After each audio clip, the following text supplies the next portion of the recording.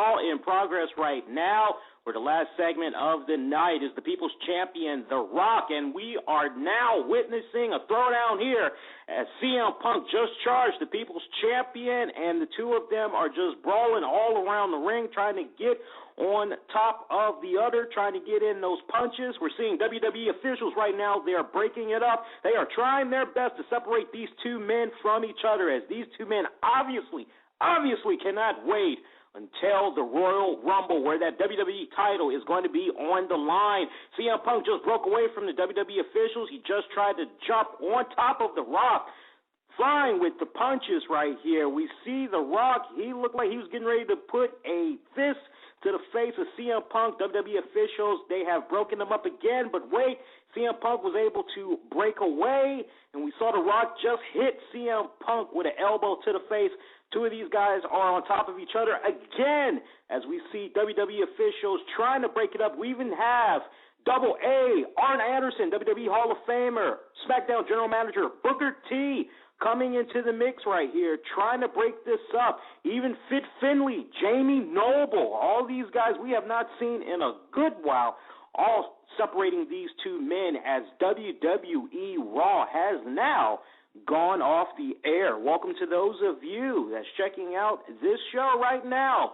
It's officially time. Let's do it. It's the RCWR show covering the fallout from tonight's WWE Raw 20th anniversary. Let's do it. Live from the nation's capital in Washington, D.C., this is the RCWR show with your host, Lee Sanders. What's up, everybody? Black Avenger, a.k.a. the Black Azrael. Lee Sanders here, coming at you with an all-new special episode of the RCWR show. Hopefully, we did not confuse you guys a little bit. We know we were very busy over the weekend, and this is night 4 of 4 for us over here, as we've been pumping out solid episodes the past few days. I just want to set the record straight, and we'll talk about it a little bit more on our weekend edition of the RCWR show. For those of you that are expecting me to be on the Diamond K show tonight, I was talking with Diamond K as early as Sunday. I had confirmed that I was to make an appearance. The only thing I was waiting on was for him to hook me up with the phone number. And I told him, hey, I don't mind giving you my number so you can call me, but I don't know. Hopefully he's okay. Hopefully he didn't end up having an emergency. But I didn't want to leave you guys hanging that were possibly going to try to tune into his show and you don't hear me on there. So I just thought we'd go on ahead and just do this special show for you guys. So hopefully we kind of clear up the confusion right there. Again, we'll cover it a little bit more on the Saturday edition of our weekend report of the RCWR show. All right, as always, we got the chat room that is loaded up right now at blogtalkradio.com. Feel free to jump in there. You're more than welcome to. Also, you can interact with us during the course of this episode, as we don't mind reading some of you all's tweets, get you all's reactions to tonight's episode. Hit us up at Infinity1Prod. And while you have a free moment, check out our Facebook page at Infinity1 Productions. Off the break, the first thing I want to say about tonight's WWE Raw, was I the only one that was disappointed? I mean, just the whole 3 hours that we had going on there. Now, don't get me wrong. What The Rock had did with CM Punk at the end, that was nice. The Rock concert, I was liking all that. That was good. The John Cena versus Dolph Ziggler steel cage match, that was another great highlight of the night. But we really didn't have anything to really look forward to with this episode of Raw that was dubbed the 20th anniversary edition. I don't know about you, but when I hear 20th anniversary, that's a pretty big deal in my book. That's a powerful number that you're hearing right there. 20 years of WWE Raw, 20 years of really great programming. Let's talk about the way Raw had kicked off. We saw that great kick-ass video package that had to make any WWE fan just have a stomach full of butterflies that just had them go, man, I remember all of those moments. I lived through all that, and then they probably thought to themselves somewhere in the back of their mind, man, 20 years of Raw, 20 years of wrestling. Man, I feel so damn old after seeing all that. But it was a great video package compilation that they had showing all the Raw intros over the years, leading all the way up to what they're putting out there now. Nice little touch. Really kind of reels you into it. Real good, doesn't it? Then we have the WWE Chairman, Vince McMahon, there, welcoming the WWE Universe, letting them know how Raw was basically his manifestation. It all came from his mind, and that it basically wouldn't be as successful as it was if he didn't come up with it, but most importantly, because of the loyalty that the WWE Universe continues to have in the product, as he reveals how over 4 billion people tune in to check out WWE Raw. I mean, that's a pretty big number, right? Now, let's talk about the way that the show kicked off after Vince McMahon had got done talking, as we saw the former World Heavyweight Champion Big Show come out to interrupt the chairman, talking about the whole travesty that had happened on SmackDown. And in case those of you had missed it, you missed a really good episode of SmackDown, quite honestly, because The Rock had came back to his show for the first time in just over 10 years, and we had got crowned a new World Heavyweight Champion in Alberto Del Rio. Big Show not really feeling the circumstances surrounding his title loss to Del Rio, trying to get Vince McMahon to what he thought is the right thing, which is to strip Del Rio of that title and basically give it back to him. Well, Mr. McMahon wasn't really feeling that idea, as we do see Alberto Del Rio. He comes out and he tells Big Show to stop crying like a baby, and why not the two of them just fight, get it on right then and there. Big Show, unfortunately, not prepared to face Del Rio tonight for the title. Furthermore, Big Show wants to be in that position where he decides where the battlefield is going to be, and there's no bigger battlefield than at the Royal Rumble, where Big Show will be taking on Del Rio for that title. Interesting development right there. Hey, great, strong opening, nice little flow that we have going to Raw so far. Now, let's talk about the first match that we had saw of the night, which was none other than Wade Barrett taking on and defeating Randy Orton. Wade Barrett, ever looking so impressive right here. Seems like ever since he got that Intercontinental title put around his waist, that man has really taken his game to a completely different level. Now, I know there were some people that were looking at this particular match, and you could kind of feel the moans and groans throughout the social media outlet, because a lot of people were thinking, oh, man, don't tell me this rivalry is about to be renewed again. Actually, it wasn't even to that point. It was just basically a squash match is how I would really describe this. Great match, don't get me wrong. It was one of those 5-star quality type of matches, but Wade Barrett just picking up the win cleanly over Randy Orton.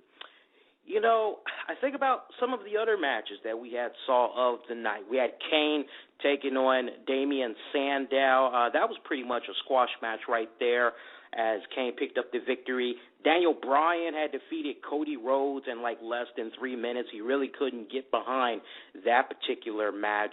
Surprisingly, we were crowned with a new Divas Champion as Caitlyn defeated Eve. Yes, folks, very interesting setup right here, too, because we saw Eve in a backstage segment just right before this match having a conversation with the SmackDown General Manager, Booker T. Booker T conferring with the Raw General Manager, or acting supervising manager, Vicky Guerrero, and both had agreed that with regards to tonight's match, if Eve had tried to get a count out in any type of way, the title would be given to Caitlyn. And after working this long program with Eve all these months, it goes as far back as September, Caitlyn finally becomes, for the first time ever, the WWE Divas Champion. I honestly was enjoying this match. I thought it was probably the third best thing of the night tonight. I was really rooting Caitlyn on. I was rooting Eve on. But you know what was even more shocking than seeing Caitlyn pick up the win right here and becoming the new champ was what happened in an exclusive Raw Active segment where Matt Striker was interviewing Caitlyn, and Caitlyn revealed that she is frustrated to the point that she's done with the company, she quits, that it is because of stuff like this. She is walking away. She brought up how Zack Ryder was stalking her, the whole thing with John Cena, and she feels that Booker T, bad call what he made right here. Eve, folks, 3-time Divas Champion, done with WWE. Of course, we all know this is nothing more than a storyline. I think at this point it's safe to say that maybe Eve just wants to kick on back. Maybe she wants to recharge her batteries a little bit, or maybe she's looking at this time to dip into some other projects, maybe possibly help promote WWE at the same time. Let's not forget, she is a reality star winner there, so maybe she's trying to capitalize on that. And, hey, if it can be a win-win situation for the WWE, I think it's all worth it. Honestly, at this point, I would expect Eve to probably come back in about maybe 2, maybe possibly 3 months. I don't see a scenario happening where we're not going to see her until summer. I just don't see that happening. Give her about 2-3 months, and she should be coming right back. So keep cool, my babies. I know there's plenty of you that was just bawling your eyes out when you saw what happened with poor Eve right there. Keep cool, my babies. Keep cool. Other matches we saw of the night. CM Punk defeating Brodus Clay. Now, for those of you that might have not watched Raw last week, you're kind of scratching your head wondering, why in the hell was the WWE Champion taking this guy on? Remember, there was a little mini pipe bomb that CM Punk had last week, and as he was delivering that pipe bomb, Brodus Clay was part of that, as CM Punk went on record saying that you got guys like Brodus Clay that's taking his greasy hands and rubbing it in the hair of little kids, chucking and jiving, showboating and all that, and Brodus Clay basically took great offense to that, and that's how we got this match tonight. CM Punk, I haven't seen him do this in a long time. He won via submission. If I'm not mistaken, I believe he won with the Anaconda Vice right there, but, man, you just kind of felt a little bit bad right there for the WWE Champion, although he did redeem himself later on in the night, in case those of you had caught what we were talking about at the very beginning there. If not, we'll recap it in a nutshell there. But decent match right here, a squash match, very quick, but it was what it was right there. We also saw Drew McIntyre, Jinder Mahal, Heath Slater of the three-man band shockingly defeat Sheamus. Well, you knew it was probably going to happen right here. I don't know. 1 minute they're kind of growing on me, and then the next minute I'm just kind of tired of them. To kind of echo what Diamond had said last week, they could be setting this up in a way where Jinder Mahal and Drew McIntyre, they could end up kind of defecting away from Heath Slater, who could possibly go babyface. I can kind of see something like that happening right there. But in the meantime, 3MB, they're on a roll right here as, shockingly, they picked up the win over Sheamus. All right, Miz had a very special segment going on right here with Miz TV, as we saw him bring out special guest, the Nature Boy, Ric Flair. Ric Flair sharing his favorite Raw moment from over the years. Flair admitted that it was the night after WrestleMania where Shawn Michaels had retired him, as it was the Raw episode where the entire WWE locker room had paid him homage and his family was there. They gave him a great proper send-off.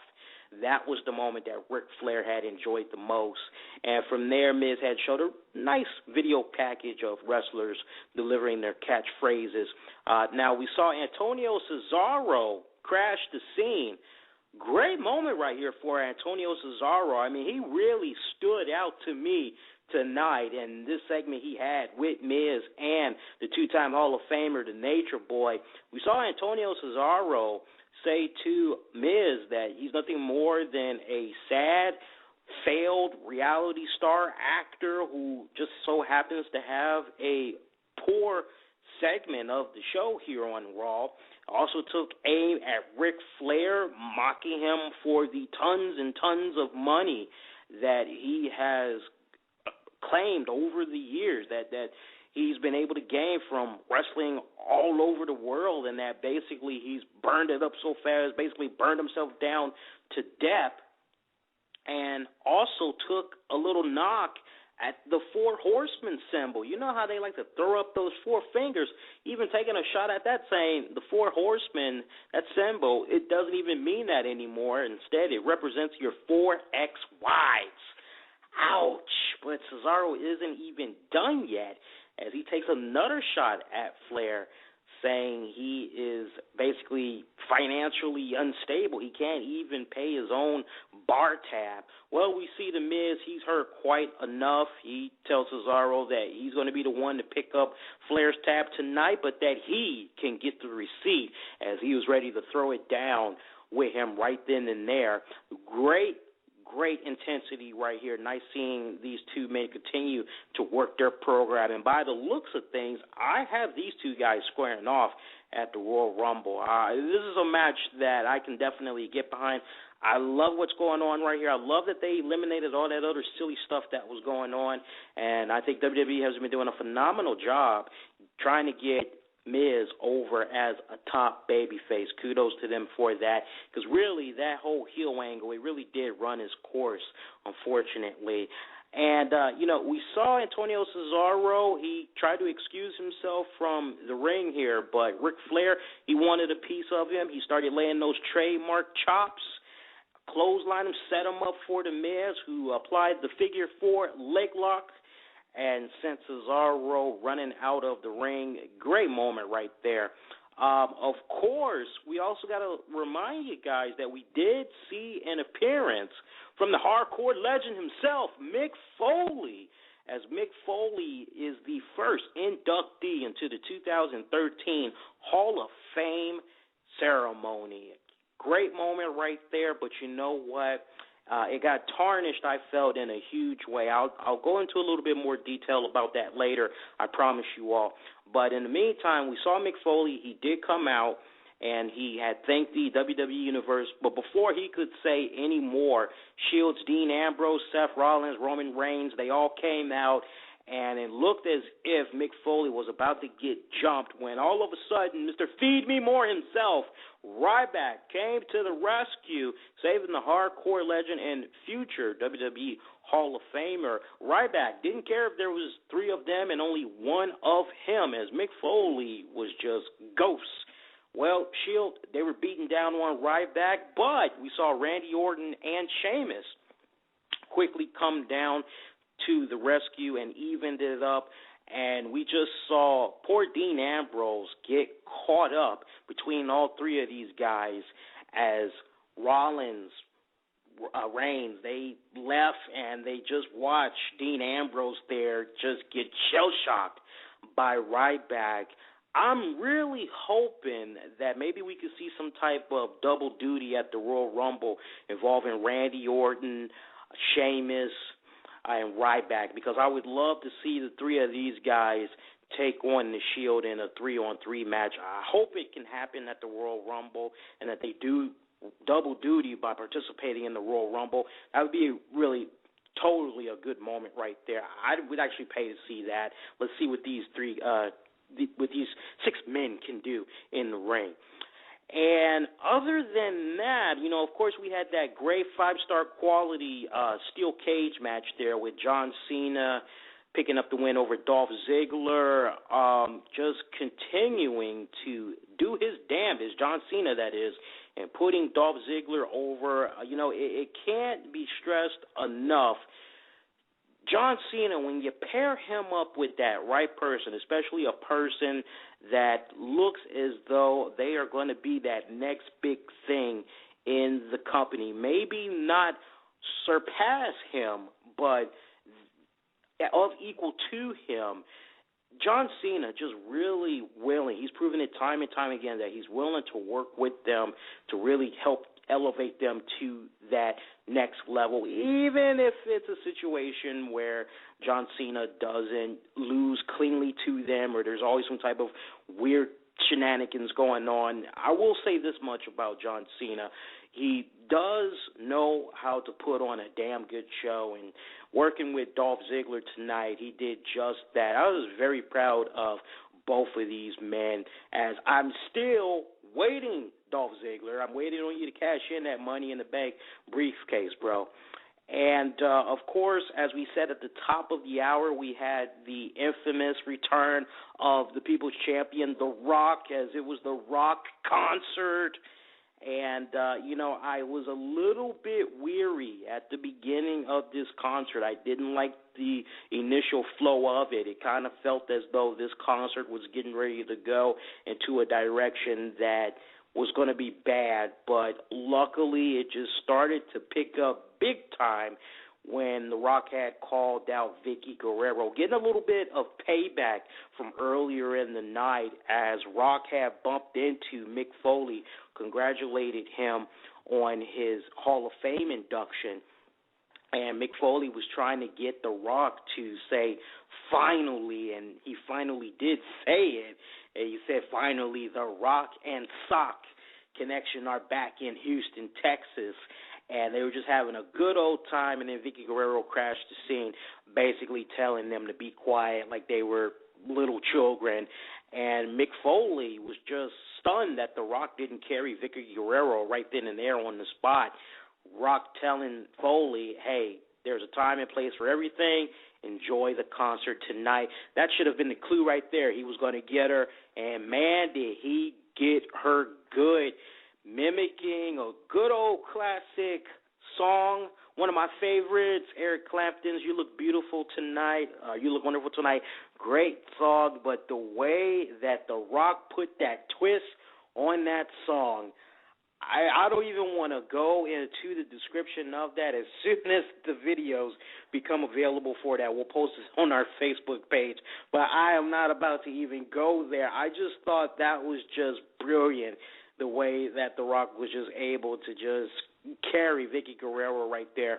But to see him call out CM Punk, I really enjoyed that tone. I think that was the tone that was necessary. I know some people were probably expecting this to just end on a concert moment. He was just going to be making fun of everybody, but it needed to take a serious tone here at the end. Either it was going to play out the way that it was going to, with CM Punk and The Rock just brawling and just needing WWE officials to just break the two of these guys up, or it was going to be a scenario where CM Punk was going to interrupt the concert and do something crazy. So I like the strong finish that was put at the end of that, as you can just really feel that hatred, that intensity between these two guys. And, clever booking on WWE's part for the way that they had CM Punk kind of just stand there with Paul Heyman,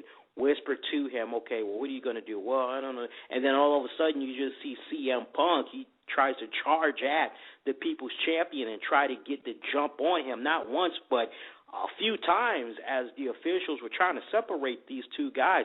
I think they're doing that just brilliantly. I think it's very strong. They are making CM Punk, who obviously looks 2 times smaller than Dwayne, okay? Let's be for real. Just the fact that he's just not giving a flying fuck, and he's just going out there and he's just going all balls out. I love that. It gets me even more amped up to see these two guys lock it up in 2 weeks at the January 27th Royal Rumble. But, we got all that out the way. Let's be for real here. Tonight's Raw dropped the ball big time, okay? As I alluded to earlier, 20th anniversary, okay? And, when I think about the 20 years that Raw has been on the air, now, you may have that actual hardcore fan that has never missed one episode of WWE Raw, and they can probably recall dates, historical periods. Kudos for them. But your typical WWE fan is not going to be able to remember every single moment that happened in the span of 20 years, okay? That's a fact. Now, let's be for real here. You know, I don't know about you all, but I was expecting some really big WWE legends to pop up on tonight's show. I was expecting Shawn Michaels. I was expecting a cameo from The Undertaker. I was expecting a cameo from Edge. I was expecting a cameo from Chris Jericho. I was expecting a cameo from Stone Cold Steve Austin. How about Big Bad Vader? How about Papa Shango? How about Boogeyman? I just said Papa Shango. How about Ho Train, Godfather? How about Val Venus? How about Lance Storm? How about Ken Shamrock? How about Brock Lesnar? I mean, there is just a B list of who's who of people that have helped out that organization in the span of 20 years that Raw would not be where it is right now if it wasn't for any of those names that I had just mentioned. For you ladies out there, especially those of you that appreciate your Divas action and all that, your women's wrestling in the WWE, I will show you some love too. Where was the moment there of looking back at previous WWE Divas, okay? Where was the Trish Stratus? Where was the Lita? Where was the Sunny? Where was the Dawn Marie? Where was the Sable? Where was the Ivory? Where was Jacqueline? Stacy Keibler? Kelly? Maurice? I mean, none of these names. China. You know, I can't mention, I got to, of course, mention China. I'd be shot if I didn't mention China, okay? None of these names were even mentioned on the show tonight. And, I mean, it just felt like a poor episode. It almost felt like it was a bit misleading. You know how you look at the newspaper, depending on the headline, you could see something like, Bill Clinton said he's gay. And then you're like, what? Bill Clinton said he's gay? What? And then when you open up the newspaper and then you read inside of it, Bill Clinton didn't say he was gay. He basically had said that he's gay over the fact that the holiday season is near and it's a good time to be merry. And notice how something can just be taken out of context and can be used in a misleading type of way is where I'm getting at. And that's exactly what I had felt with tonight's WWE Raw. It was just really misleading because you're under the impression that all these great legends are like going to be popping up. And when you really think about it, who did we get tonight? We got Ric Flair and we got the hardcore legend Mick Foley, two men of which, mind you, were bashed on tonight's episode. Okay? The one fucking time, and this has just frustrated me to no end over the years, the one time that we have Mick Foley, okay? And Mick Foley, after all the hard work that he has put into the sport of wrestling, his hardcore matches, I mean, the man's been in every single freaking promotion, okay? WWE may not acknowledge it, but we all know that have been following the career of Mick Foley. We all know where this guy has been. He finally gets the nod, and rather than there be a moment where Foley can shine for one night without being the butt end of a bad joke, we don't even see that, okay? We have the Shield interrupt him as he was trying to talk to the audience. That, I could just let that slide. After all, you know, Foley, Ryback, they got a little history there. I don't mind that. But then to see later on in the night Vicky Guerrero take that knock at Mick Foley, I'm saying to myself, okay, is that really necessary? Saying that he has no business being involved in the Hall of Fame? It makes me wonder who the hell is going to be inducting him into the Hall of Fame. And we'll get into a very great in-depth talk about that on our weekend edition this Saturday. I just want to tease you guys with that for now. But I just thought it was totally disrespectful the way WWE had did Mick Foley, not to mention the way that they had did Ric Flair. I mean, come on, man. We all know, it's no secret, We know of the financial struggles that he has gone through over the years. We know that he is just constantly in debt. Okay, we know that the only reason why he has his Rolex and his Hall of Fame rings back around his wrist and fingers is because Big Daddy Mac and crew, they had found out that he had tried to sell those to a pawn shop to try to get some money so he can pay some bills off, and WWE came to the rescue and said, you know what, keep that stuff. They actually, if I'm not mistaken, went to the pawn shop and bought his shit back and gave it to him. Okay, so I mean, that's how serious this guy has been having some serious problems. It's well known that he can never pay his own bar tab, okay, that other guys have to sit up and pay it. But was that really necessary? Do we really need to hear all that tonight? I really don't think so. You know, it just proves to me time and time again that, you know, WWE, on the one hand, they'll sit up and they'll acknowledge all these things that a particular wrestler has done. But it seems that if you screwed them over in the wrong type of way, you're going to be at the butt end of their jokes. And it's just quite unfortunate, you know, that the two guys that we did have that played a significant part in Raw's history got dissed. And, you know, again, where were the other WWE legends? Where was the Hacksaw Jim Duggins? Where was the Sergeant Slaughter, who, mind you, had popped up a couple of weeks ago on Raw to take on Antonio Cesaro in a match on Champion's Choice Night? So, you know, half of these guys that I had named, they had popped up on Raw before, and I just find it weird that this time around WWE didn't do any type of a job to recruit some of these same people that we had just recently saw. I'm very curious to hear, and we'll keep you guys up to date on it as soon as we find out any information. But I'm very curious to learn, you know, what was going on with them reaching out to past WWE wrestlers. I mean, we heard the rumblings as early as last week that they were trying to reach out to people to pop up for this show. So, you know, was this a case where the people that they were trying to holler at wasn't enough time? What? But, you know, the one guy that stands out to me the most that has not popped up for another special Raw moment, Stone Cold Steve Austin. I mean, let's not forget, Raw 1000, everybody was expecting Stone Cold to be there. Stone Cold wasn't there. So now Stone Cold isn't on this one again, and you're kind of like, WTF. Not even an appearance from Bret Hart.